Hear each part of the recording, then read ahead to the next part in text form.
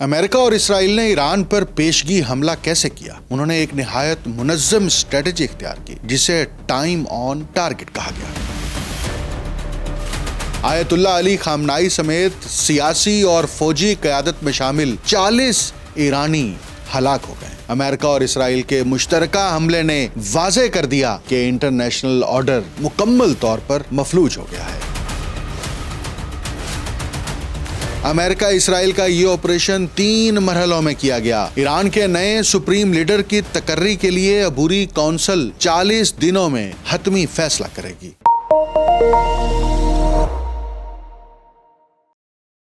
آپ دیکھ رہے ہیں انٹولڈ سٹوری ود ڈاکٹر اکمل سومرو۔ انا للہ و انا الیہ راجعون۔ آیت اللہ علی خامنائی اس دنیا میں نہیں رہے اور انہیں امریکہ اور اسرائیل نے مشترکہ آپریشن میں جو کہ گزشتہ روز کیا گیا تھا، ان کے کمپاؤنڈ کے اوپر براہ راست 30 کے قریب میزائل جو ہیں وہ داغے گئے تھے، اور یہ بڑے پیمانے پر حملہ تھا جس کے بعد انہیں شہید کیا گیا۔ لیکن اس کے ساتھ جو ایک ویڈیو جو کچھ عرصہ پہلے کی ہے وہ گردش کر رہی ہے، جس میں آیت اللہ علی خامنائی اپنی قوم سے خطاب کر رہے ہیں اور بات کر رہے ہیں، اور انہوں نے یہ کہا کہ میرا پیغام شہادت ہے جہاں تک پہنچے۔ اگر میں شہید ہو گیا تو خوش ہونا، کیونکہ میں جھکا نہیں، ہم لڑ کر شہید ہو رہے ہیں۔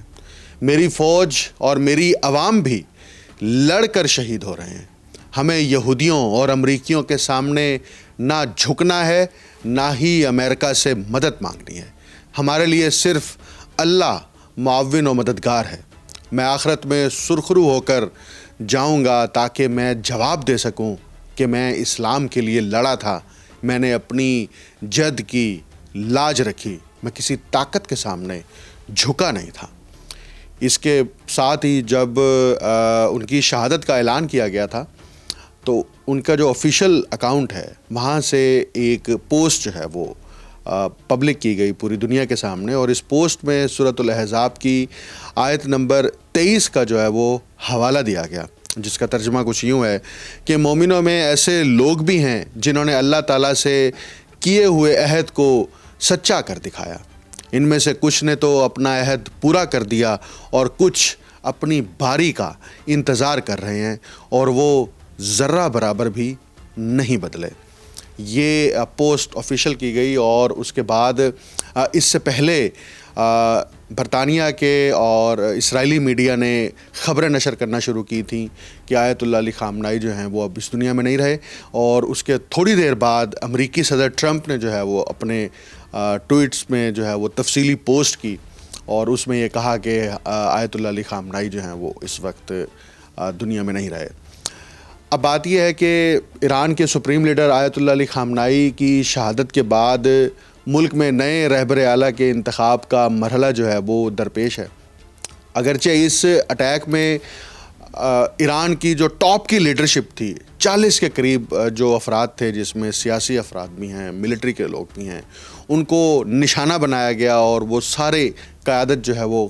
مین سٹریم کی قیادت اس کو ختم کیا گیا۔ لیکن ایران کا جو اپنا ڈھانچہ ہے، جو سسٹم ہے، وہ بہت مضبوط ہے، اور فوری طور پر عبوری کونسل بھی تشکیل دے دی گئی، اور عبوری صدر کا بھی اعلان کر دیا گیا ہے، اور جو ایران کے موجودہ صدر ہیں مسعود پزشکوان، ان کے بارے میں ابھی کوئی حتمی اطلاعات جو ہیں وہ ایران کی سرکاری میڈیا کی طرف سے شیئر نہیں کی گئیں۔ یقیناً ایک بہت بڑے کرائسس سے ایران اس وقت گزر رہا ہے، اور ایک جنگ کی حالت میں ہے، اور اس جنگ کی حالت میں ٹاپ لیڈرشپ کا بھی ختم ہو جانا ایک نئے امتحان سے کم نہیں ہے۔ لیکن ایران کی قوم جو ہے وہ اس وقت ہمیں متحد نظر آ رہی ہے، اور ایران کے لوگ جو ہیں وہ سڑکوں پر آئے ہیں۔ صرف ایران کے نہیں بلکہ امریکہ کے اندر، برطانیہ کے اندر، یورپی ممالک کے اندر لوگ جو ہیں وہ احتجاج کر رہے ہیں اس بروٹیلٹی کے خلاف، امریکی جارحیت کے خلاف، اور اسرائیل کی جارحیت کے خلاف کہ وہ ایران کے اوپر جنگ مسلط کر کے وہاں لوگوں کو شہید کر رہے ہیں اور انہیں ہلاک کر رہے ہیں۔ گزشتہ روز جب یہ حملہ کیا گیا تھا، ایک اسکول کے اوپر بھی میزائل گرے تھے، اور وہاں پر 61 کے قریب بچیاں، یہ لڑکیوں کا اسکول تھا، ان کی شہادت ہوئی تھی۔ تو یہ ایک بڑا کنسولیڈیٹڈ اٹیک تھا، اور اس اٹیک کو کیسے پلان کیا گیا، کیسے ایگزیکیوٹ کیا گیا، آج کی ویڈیو میں اسی پر ہم بات کریں گے۔ لیکن میں تھوڑا سا یہ ضرور بتا دوں کہ آیت اللہ علی خامنائی تقریباً 4 دہائیوں تک اسلامی جمہوریہ ایران کی قیادت کرتے رہے۔ تاہم انہوں نے کسی باقاعدہ جانشین کا جو ہے وہ اعلان نہیں کیا تھا۔ ایران کے آئین کے مطابق نئے سپریم لیڈر کا جو انتخاب ہے وہ 88 ارکان پر مشتمل جو اسمبلی آف ایکسپرٹس ہے، جس کو مجلس خبرگان رہبری کہتے ہیں، یہ انتخاب کرتی ہے، اور جو سینئر علماء پر مشتمل ایک منتخب آئینی اور قانونی ادارہ ہے۔ 1989 میں جب اسلامی انقلاب آیا ایران کے اندر، اس کے بعد یہ تقرری صرف ایک بار جو ہے وہ انجام دی گئی، جب بانی انقلاب آیت اللہ روح اللہ خمینی کے انتقال کے بعد آیت اللہ علی خامنائی کو جو ہے وہ نیا رہبر منتخب کیا گیا تھا۔ ایرانی قیادت جو ہے وہ اس وقت جلد از جلد نئے سپریم لیڈر کا اعلان کر کے نظام میں استحکام پیدا کرنے کی کوشش کر رہی ہے، لیکن اس کے لیے بھی انہوں نے جو ڈیڈ لائن انیشیل دی ہے وہ 40 دن کی دی ہے کہ اس سارے پروسیس کے اندر 40 دن لگیں گے، لیکن اس کے ساتھ ایک عبوری کونسل جو ہے وہ تشکیل دے دی گئی ہے، اور عبوری کونسل جو ہے وہ ابھی اس کی تقرری کے سارے معاملات کو بھی دیکھے گی اور ملکی معاملات کو بھی چلائے گی۔ اور جو ملک کی ایران کی یعنی جو موجودہ سیکیورٹی صورتحال ہے اور امریکہ اور اسرائیل کی ممکنہ مزید کارروائیوں کے تناظر میں جو مجلس خبرگان کا اجلاس ہے وہ بھی بلانا اس وقت ایک بڑا چیلنج جو ہے وہ یقیناً ہوگا۔ آئین کے تحت نئے رہبر کا جو ہے طریقہ کار ہے، اس میں اس کا مرد ہونا، شیعہ عالم دین ہونا، سیاسی بصیرت اور اخلاقی اتھارٹی کا حامل ہونا ضروری ہے۔ ساتھ ہی اسلامی جمہوریہ سے مکمل وفاداری بھی لازمی شرط ہے۔ اب جن امیدواروں کے نام جو ہیں وہ اس سپریم لیڈر کے لیے زیر گردش ہیں، اس میں مجتبیٰ خامنائی ہیں۔ مجتبیٰ خامنائی جو ہیں وہ سپریم لیڈر کے دوسرے صاحبزادے ہیں اور پس پردہ اثر و رسوخ کے حوالے سے جانے جاتے ہیں۔ ان کے اسلامی انقلابی گارڈ کور یعنی ایرانین ریولوشنری گارڈ کور جو ہے ان سے بھی ان کے بڑے اچھے تعلقات ہیں، کیونکہ وہ ظاہری بات ہے اس پورے سسٹم کا وہ حصہ رہے ہیں۔ لیکن اس میں اب مسئلہ ایک یہ ہے کہ ایران میں جو اس وقت صورتحال ہے وہاں پر موروثی جانشینی کے تصور کو زیادہ پسند نہیں کیا جاتا، خصوصاً اس نظام میں جب بادشاہت کے خاتمے کے بعد یہ نیا سسٹم تشکیل دیا گیا تھا۔ اور مجتبیٰ خامنائی جو ہیں ان سے متعلق ایک یہ بھی بات زیر غور ہے کہ ان کے پاس کوئی سرکاری عہدہ نہیں رہا، یعنی کہ ان کے پاس کوئی اس طرح کا تجربہ نہیں ہے کہ وہ ملکی معاملات کو چلا سکیں، محض بیٹا ہونے کی وجہ سے جانشینی ان کو سپرد کی جائے۔ جو دوسرا نام زیر گردش ہے وہ آیت اللہ علی رضا عراقی کا ہے۔ یہ مجلس خبرگان کے نائب چیئرمین ہیں اور گارڈین کونسل کے رکن بھی رہ چکے ہیں، جو انتخابی امیدواروں اور پارلیمنٹ کے قوانین کی جانچ کرتی ہے۔ وہ ایران کے دینی مدارس کے سربراہ بھی ہیں، انہیں انتظامی صلاحیتوں کا حامل اور خامنائی کے معتمدین میں شمار کیا جاتا ہے۔ تاہم سیکیورٹی اسٹیبلشمنٹ میں ان کا اثر تھوڑا محدود جو ہے وہ تصور کیا جاتا ہے۔ اس کے بعد دوسرے امیدوار ہیں محمد مہدی میر باقری۔ یہ سخت گیر موقف رکھنے والے عالم دین اور مجلس خبرگان کے رکن ہیں۔ انہیں مذہبی اور نظریاتی حلقوں میں قدامت پسند دھڑے کا نمائندہ جو ہے وہ تصور کیا جاتا ہے۔ وہ مغرب مخالف خیالات کے لیے جانے جاتے ہیں اور قم میں قائم اسلامی سائنسز اکیڈمی کے اس وقت وہ سربراہ ہیں۔ اس کے بعد ایک اور امیدوار کا نام زیر گردش ہے، یہ حسن خمینی ہیں۔ حسن خمینی بانی انقلاب آیت اللہ روح اللہ خمینی کے پوتے ہیں، جس کی وجہ سے انہیں انقلابی اور مذہبی نسبت حاصل ہے۔ وہ مزار خمینی کے متولی ہیں، تاہم انہوں نے کوئی بڑی سرکاری ذمہ داری کبھی نہیں سنبھالی۔ انہیں نسبتاً معتدل خیالات کا حامل سمجھا جاتا ہے، اور 2016 میں انہیں مجلس خبرگان کے انتخاب میں حصہ لینے سے بھی روک دیا گیا تھا۔ ایک اور امیدوار جن کا نام زیر گردش ہے ہاشم حسینی بوشہری، یہ مجلس خبرگان کے پہلے نائب چیئرمین ہیں اور جانشینی کے عمل سے جڑے اداروں میں اہم کردار رکھتے ہیں۔ وہ خامنائی کے قریبی سمجھے جاتے ہیں، تاہم عوامی سطح پر ان کا پروفائل جو ہے وہ کوئی بہت بڑا پروفائل نہیں ہے، اور جو پاسداران انقلاب کی ایک الگ سے پورا ایک ڈھانچہ ہے ان کے ساتھ بھی کوئی جو اطلاعات ہیں ابتدائی طور پر کوئی بڑے مضبوط قسم کے روابط نہیں ہیں۔ اب یہ ساری صورتحال درپیش ہے، اور اس کا مقصد یہ ہے کہ جب ایران کے نئے سپریم لیڈر کی تقرری ہو جائے گی تو ایران کی جو قوم ہے وہ اس سپریم لیڈر کی اتباع میں جو ہے وہ نہ صرف مذہبی رہنمائی حاصل کرتی ہے، بلکہ ان کا پورا جو سسٹم ہے وہ جوڈیشری کا ہے، فورسز کا ہے، سیاسی نظام ہے، صدر ہیں، وہ سب ان کے ماتحت ہیں، اور وہ ان کے احکامات اور آرڈرز یا مشاورت جو ہیں براہ راست ان سے کرتے ہیں. اس لیے سپریم لیڈر کی تقرری جو ہے وہ اس وقت ایران کے داخلی بحران کو کنٹرول میں رکھنے کے لیے اور بحران کی نوعیت سے بچنے کے لیے بہت زیادہ ضروری ہے. اب امریکہ اور اسرائیل نے ایران پر جب یہ اٹیک کیا تو اس اٹیک کی ساری منصوبہ بندی کیسے کی گئی؟ اس کے لیے ایک نہایت منظم اسٹریٹجی جو ہے اختیار کی گئی، اور اس اسٹریٹجی کا نام جو ہے اس کو ٹائم آن ٹارگٹ کہتے ہیں. اور یہ کیسے ہوا کہ ٹاپ لیڈرشپ کو نشانہ بنایا گیا اور صبح سویرے نشانہ بنایا گیا، جبکہ یہ پیشگی اطلاعات تھی. خود ٹرمپ کی جانب سے متعدد بار کہا گیا، گزشتہ برس جون میں بھی یہ کہا گیا تھا کہ ہمارے نشانے پر آیت اللہ علی خامنائی تھے لیکن ہم نے ان کو نشانہ نہیں بنایا. اور اب وہ مسلسل 2 مہینے سے بار بار یہ کہہ رہے تھے کہ ہم ٹاپ لیڈرشپ کو نشانہ بنائیں گے. لیکن اس کے باوجود ایران کی جو مرکزی قیادت ہے یا ان کی جو فورسز ہیں ان کی طرف سے کوئی جامع حکمت عملی اختیار نہیں کی گئی، کیونکہ اٹیک کسی بھی وقت کیا جا سکتا تھا. اور یہ جس وقت حملہ کیا گیا، یہ اطلاعات ہیں، بین الاقوامی میڈیا اس کو مسلسل رپورٹ کر رہا ہے کہ آیت اللہ علی خامنائی اس وقت اپنے دفتر میں موجود تھے اور اس دفتر میں بیٹھ کے سارے جو انتظامی معاملات ہیں اس کی نگرانی کر رہے تھے، جس سے ایک پیغام یہ جاتا ہے کہ وہ اس جنگی ماحول اور جنگی حالات میں خوف زدہ نہیں تھے، اپنی جان کے جانے کے حوالے سے فکر مند نہیں تھے. اس لیے وہ دفتر میں موجود تھے، سرکاری دفتر میں بیٹھ کر وہ کام کر رہے تھے اور اپنے ملک اور وطن کی آزادی کے لیے اور خود مختاری کے لیے جو منصوبہ بندی ہے اپنے ساتھیوں کے ساتھ اور سرکاری عہدیداروں کے ساتھ بیٹھ کر وہ منصوبہ بندی کر رہے تھے. اب ہوا یہ کہ ٹائم آن ٹارگٹ کے نام سے جب یہ پوری اسٹریٹجی ڈیزائن کی گئی تو اس میں 2 طیارہ بردار بحری جہازوں اور تباہ کن جنگی جہازوں کے بیڑوں کو جو ہے وہ تعینات کر کے، جس میں فوجی ماہرین یہ کہتے ہیں کہ حملوں کے اوقات کا بالکل درست حساب لگایا گیا تاکہ اسرائیلی لڑاکا طیارے اور امریکی کروز میزائل ایک ہی وقت میں اپنے ٹارگٹس کو جو ہے وہ نشانہ بنائیں. اور جو رپورٹس آئی ہیں اب تک کی، اس کے مطابق اسرائیل کا مقصد آیت اللہ علی خامنائی اور ایران کی جو ٹاپ قیادت تھی اس کو ختم کرنا تھا، جبکہ امریکہ نے فوجی تنصیبات اور اہم اسٹریٹجک صنعتی مراکز کو نشانہ بنایا، یعنی کہ 2 لیئر اسٹریٹجی تھی. اسرائیل جو ہے وہ پولیٹیکل لیڈرشپ کو اور فوجی قیادت کو نشانہ بنا رہا ہے، امریکہ جو ہے وہ فوجی تنصیبات اور اسٹریٹجک جو صنعتی مراکز ہیں ان کو نشانہ بنا رہا ہے. آگے پھر کیا ہوا کہ ایران کا جو فضائی نظام تھا وہ مؤثر انداز میں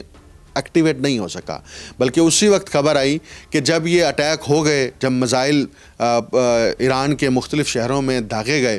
تو اس کے بعد ایران نے اپنا جو ڈیفنس سسٹم ہے اس کو ایکٹیویٹ کیا. اب یہی سوال ہے کہ ایران کا فضائی دفاع مؤثر انداز میں جواب کیوں نہ دے سکا؟ اس کی وجہ جدید الیکٹرانک جنگی ٹیکنالوجی تھی جو خلا، سمندر اور فضا سے استعمال کی گئی. ابھی بتایا جا رہا ہے کہ امریکی سسٹمز نے ایران کے جو ریڈار نیٹ ورک ہیں پہلے ان کو جیم کیا، یعنی ان کو مفلوج کیا، اور اسی دوران جنگی جہازوں سے کروز میزائلوں کی بارش کر کے جو فضائی دفاعی سسٹم تھا اس کو تباہ کیا. تاہم تنازع یہیں ختم نہیں ہوا تھا. ایران کے پاس اب بھی جو ہے وہ ہزاروں بیلسٹک میزائل اور ڈرون موجود ہیں، اور اسی لیے مشرق وسطیٰ میں امریکی اور اتحادیوں کے جو اڈے ہیں ان پر جوابی حملے کیے گئے، جس سے یہ پورا ریجن جو گلف ریجن ہے یہ شدید کشیدگی کا شکار ہوا. یہ 28 فروری کی صبح جب واشنگٹن اور تل ابیب نے ایک بڑے اور مربوط فوجی آپریشن کا آغاز کیا تھا.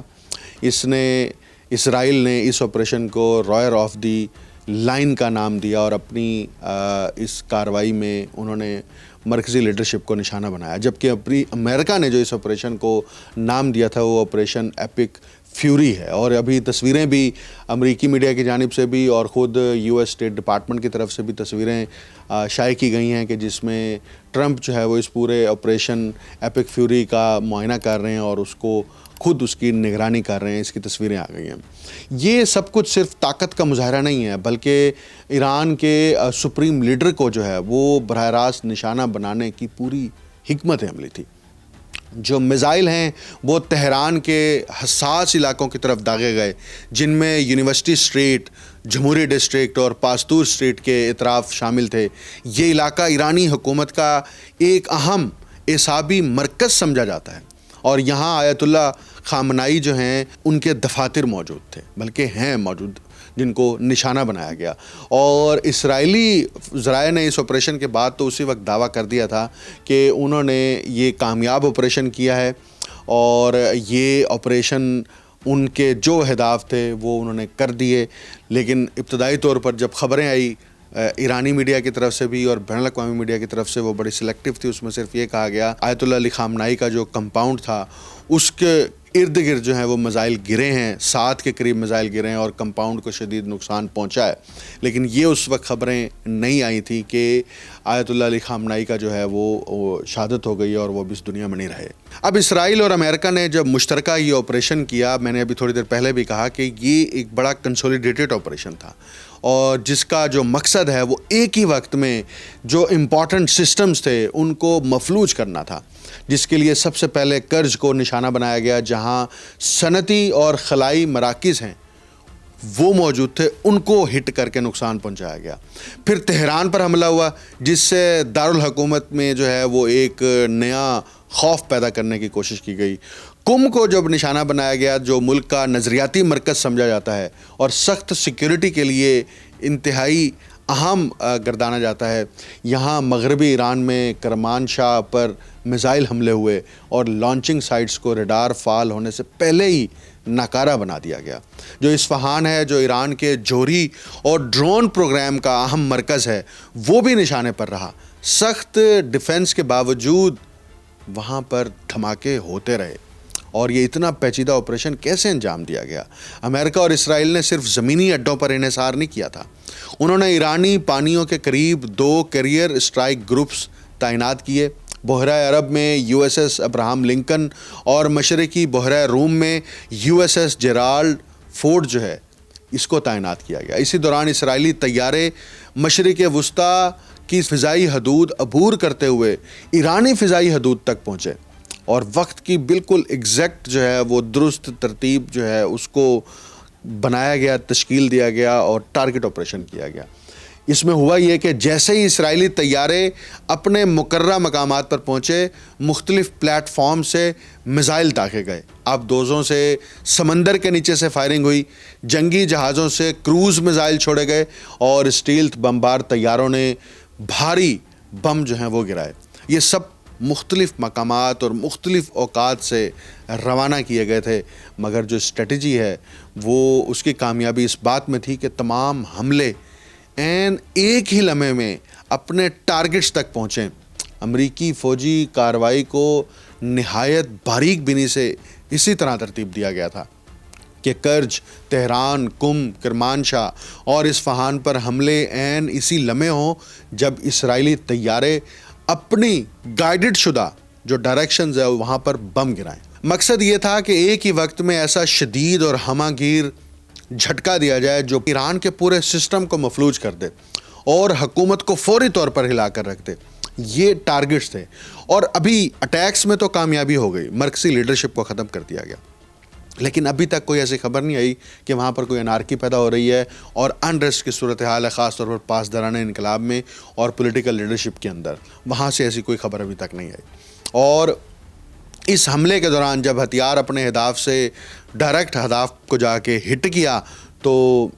منظر انتہائی خوفناک بھی تھا. کچھ فوٹیجز بھی آئیں اس دوران، موبائل فوٹیجز ہیں، ابھی تک آ رہی ہیں، نئی فوٹیجز آ رہی ہیں جو سوشل میڈیا پر اور عالمی میڈیا پر چل رہی ہیں.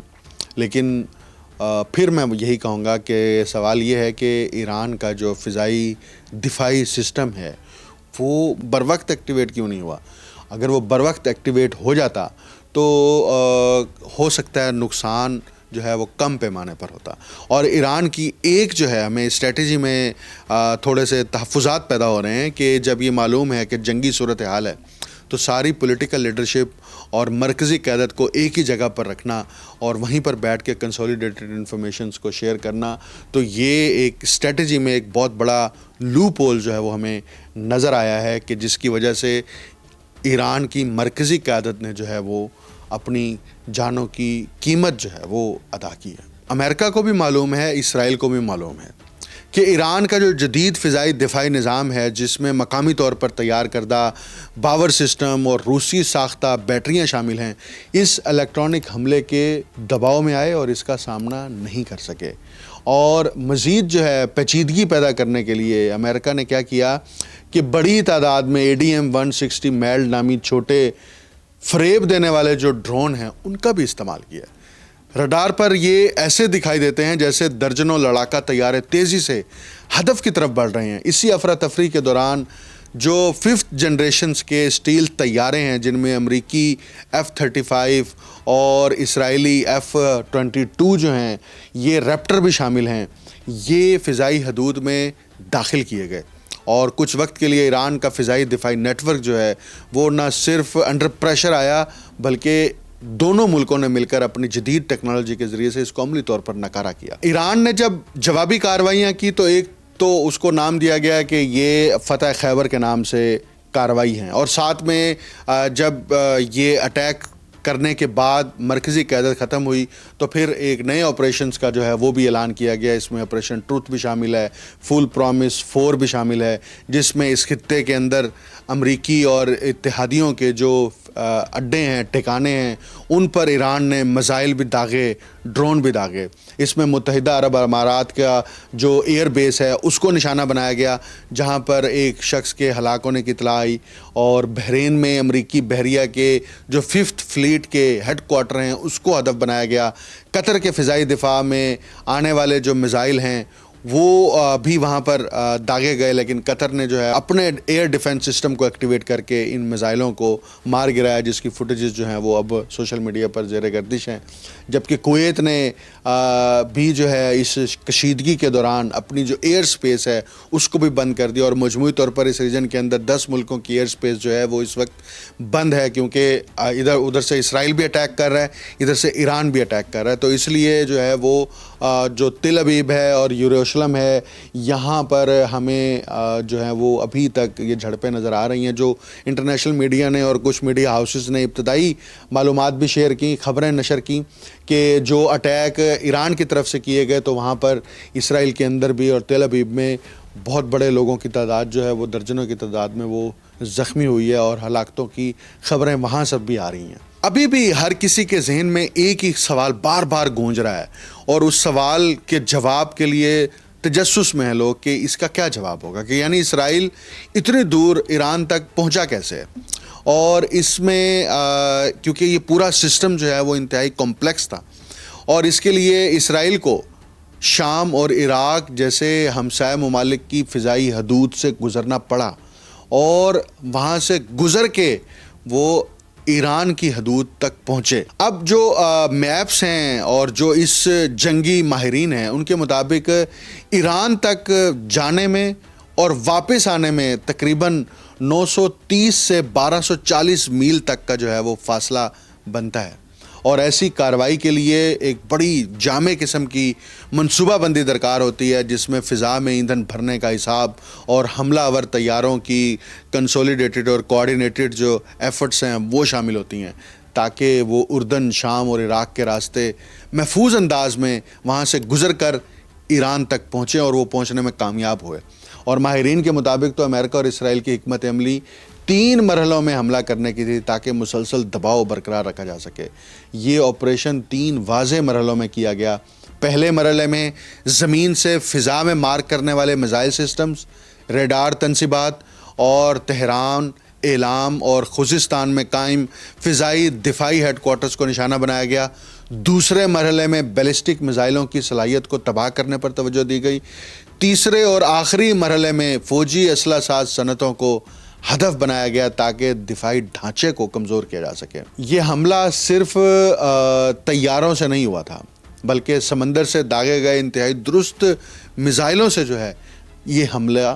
شروع کیا گیا۔ مقصد یہ بالکل سادہ تھا کہ سسٹمز کو بھی جیم کیا جائے، اور جن جگہوں کو ٹارگٹ کیا جا رہا ہے ان کو ٹارگٹ کرنے میں بھی کسی قسم کی پریشانی کا سامنا نہ ہو۔ جو ملٹری ایکسپرٹس ابھی رپورٹس شیئر کر رہے ہیں مختلف پلیٹ فارمز کے اوپر، ان رپورٹس کے مطابق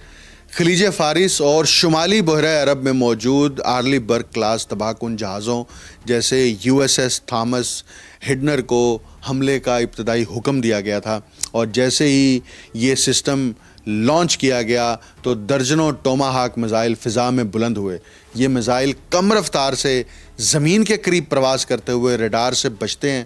اور ایک ہی وقت میں ہدف تک پہنچنے کے لیے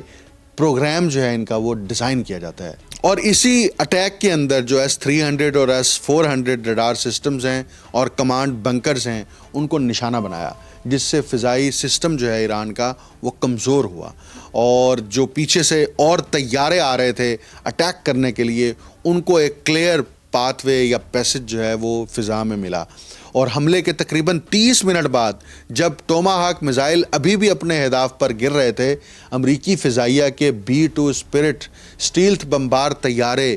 وہ ایران کی حدود میں داخل ہو چکے تھے۔ یہ دفاعی نظام کمزور ہونے کے بعد ان بمبار طیاروں نے اہم اور مضبوط تنصیبات خصوصاً زیر زمین مراکز کو جو ہے وہ نشانہ بنایا۔ اردن اور متحدہ عرب امارات کے اڈوں سے F-15 ای اسٹرائک ایگل طیاروں کے دستے جو ہیں وہ روانہ ہوئے تھے۔ یہ طیارے بڑی مقدار میں گائیڈڈ جو بمز ہیں اس سے لیس تھے۔ B-2 طیارے جہاں زیر زمین بنکروں کو نشانہ بنا رہے تھے، وہیں F-15 طیارے موبائل اہداف جیسے بیلسٹک میزائل لانچرز کو جو ہے وہ سرچ کر رہے تھے۔ اور اس میں جو گائیڈڈ میزائل تھے انہوں نے بعض میزائل گاڑیوں کے اوپر بھی حملہ کیا، ایران کی ہینگرز کو بھی تباہ کرنے کی کوشش کی، اور جو کمانڈ مراکز تھے ان کے اوپر بھی جو ہے وہ حملہ آور ہوئے۔ اور جب ان کے ہتھیار ختم ہونے لگے رپورٹس کے مطابق، یا ایندھن کم ہوا، تو وہ فوراً واپس نہیں گئے بلکہ فضا میں موجود ٹینکر طیاروں سے ایندھن حاصل کیا اور دوبارہ کارروائی کے لیے لوٹ آئے۔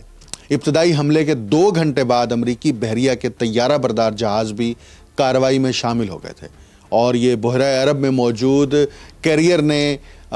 ہوا کے رخ پر آ کر تیزی سے اپنے جو طیارے ہیں ان کو روانہ کیا، اور F/A-18 سپر ہانٹ طیارے اینٹی ریڈار میزائلوں کے ساتھ روانہ ہوئے تاکہ باقی بچ جانے والے دفاعی نظام کو بھی ختم کیا جا سکے۔ اور جو F-35 لائٹننگ 2 اسٹیل طیارے حساس معلومات اکٹھی کرنے اور مشکل اہداف کو نشانہ بنانے کے لیے آگے بڑھے۔ ان کے پیچھے E-2D ہاک آئی طیارے موجود تھے جو فضا میں سینکڑوں پروازوں کی نگرانی اور رابطہ کاری کر رہے تھے۔ اور ابھی صبح کا ہی وقت تھا کہ جب یہ سارے حملے کیے جا چکے تھے، اور جو ایران تھا اس کے سسٹمز کو، دفاعی سسٹم کو ناکارہ بنا دیا گیا تھا، اور یہ ساری کارروائی کرنے کے بعد امریکہ اور اسرائیل واپس وہاں سے چلے گئے۔ لیکن جوابی کارروائی جاری ہے، ابھی بھی میزائل داغے جا رہے ہیں، اور جو UN کا سیکیورٹی کونسل کا اجلاس ہوا اس میں چائنا اور رشیا نے ان حملوں کی ویسے ہی مذمت کی ہے جیسے وہ ماضی میں مذمت کرتے رہے ہیں۔ لیکن بات یہ ہے کہ امریکہ کی بربریت اور جہریت نے یہ واضح کر دیا ہے کہ اگر دنیا میں کوئی بھی ملک امریکہ کے خلاف کوئی پالیسی اختیار کرتا ہے یا نظریہ اختیار کرتا ہے تو اس کو راستے سے ایسے ہٹا دیا جائے گا۔ اور یہ تصور جو ہے یہ واضح کرتا ہے کہ دنیا میں کوئی قانون نہیں ہے، کوئی عالمی ضابطہ نہیں ہے، حتیٰ کہ اقوام متحدہ جس مقصد کے لیے بنایا گیا تھا وہ بھی ایک ڈمی اور بیکار ادارہ نظر آتا ہے جو ٹرمپ کے آگے اور امریکی اسٹیبلشمنٹ اور پینٹاگون کے آگے بالکل بے بس دکھائی دیتا ہے۔ امریکہ اپنی عسکری طاقت اور قوت کی بنیاد کے اوپر دنیا کو زیر کرنے اور فتح کرنے کا جو عزم ہے وہ لیے ہوئے ہے، لیکن جو متبادل قوتیں ہیں، مد مقابل قوتیں ہیں، ان کی مستقبل میں کیا پالیسی ہوتی ہے اور ایران جنگ کے تناظر میں یہ اونٹ کس کروٹ بیٹھتا ہے، یہ آئندہ چند دنوں میں واضح ہو جائے گا۔ مجھے ڈاکٹر اکمل سومرو کو اجازت دیجیے۔ اللہ حافظ۔